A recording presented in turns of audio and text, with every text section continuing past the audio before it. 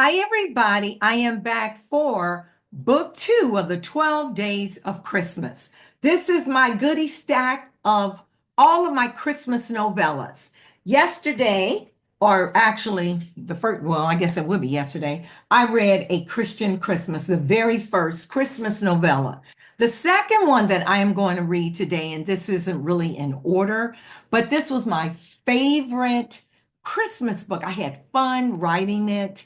And this is A Baby for Christmas. It's part of the Love at the Crossroads series. It's actually book two. In this series, I am trying to minister to different issues that women face. In this particular case, my character cannot have children. So, without further ado, A Baby for Christmas. Late Christmas Day, Solae Wyatt-Palmer choked back tears as she stared at one of the many gifts from Hershel Kavanaugh, Fire Captain Kavanaugh. He possessed mysterious brown eyes. Physically, Hershel was muscular with the unbelievable strength of a bear and a soul as gentle as a kitten. Mm-mm. Okay, she was in love with him. I know, right? Despite her hyphenated last name, she had never been married, courtesy of her father. It was a family tradition to keep the name of one ancestor, particular ancestor born in the 1860s, alive.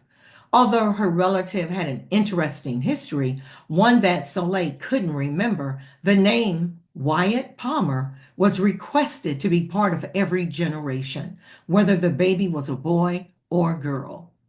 Sitting in her living room, Soleil glanced out the large window from her sofa. It had started to snow again.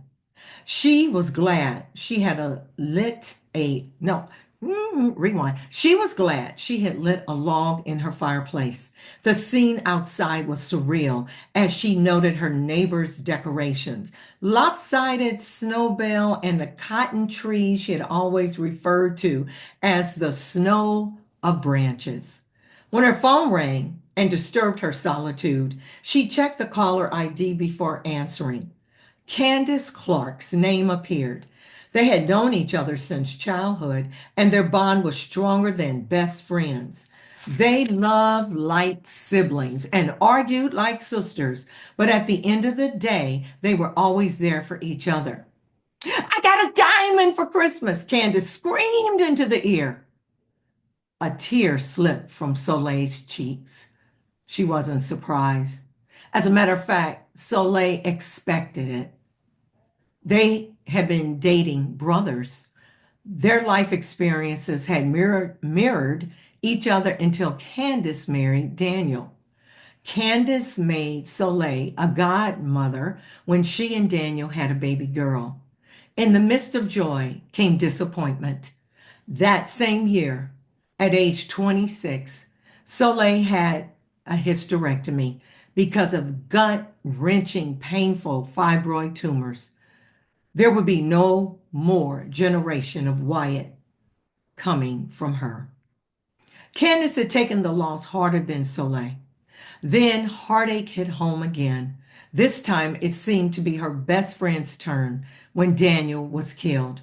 Soleil was just as devastated as if he had been her husband.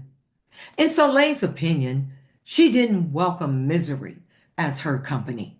When Candace didn't think love would ever find her again after her husband died, leaving her with an infant, she did.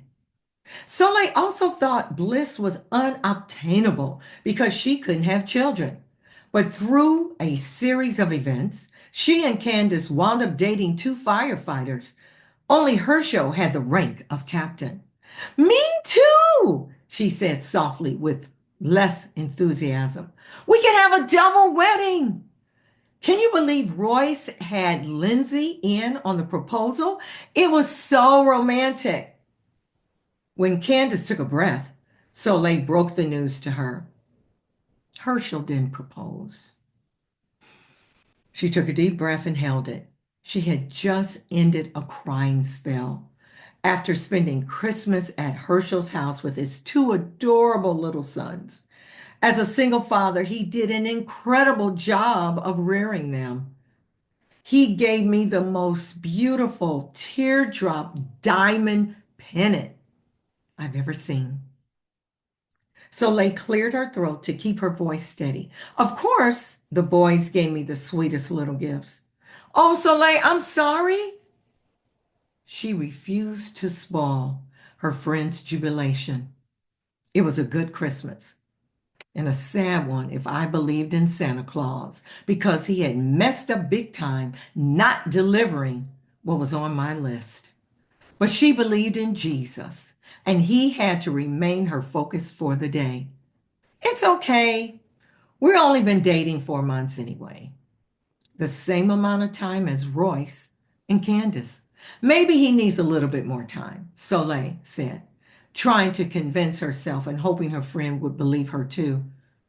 Maybe. Candace was quiet as the mood became somber. Well, I know he loves you, she bounced back. Yes, he even said as much in his card.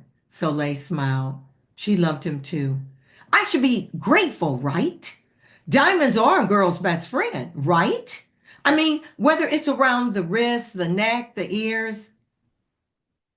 The fourth ring finger is better, Candace stated, what Solae was afraid to utter. Are you going to talk to him? And say what? Solae wanted to scream, but it would have been directed at the wrong person. She lifted her chin in mock defiance. You know, I'm not the one to directly or indirectly pressure a man to marry me. If so, I probably would have been a missus a long time ago. She paused. There was no lying to her best friend. Did I sound convincing? Nope, not to me. I'm sorry, sis. I was really hoping we could have had a double wedding and everything. Candace's voice definitely drained of excitement. Shifting on the sofa, Solae pulled her sweater together as if the fire roaring in her fireplace wasn't warm enough. Well, you know how brothers are. Maybe he didn't want to do it on Christmas because Royce was asking you. There's always Valentine's Day. Yeah, they chatted a few more minutes until Royce called and she hurried off the phone, but not before voicing her opinion. I hope my future brother-in-law doesn't wait until Valentine's Day. Me either. She ended the call. And so that was just the prologue of A Baby for Christmas. I guarantee you, if you get this book, you will enjoy the romantic Christmas story. So that's 2 books down. And so I hope you will enjoy me for number 3 on the 12 days of Christmas.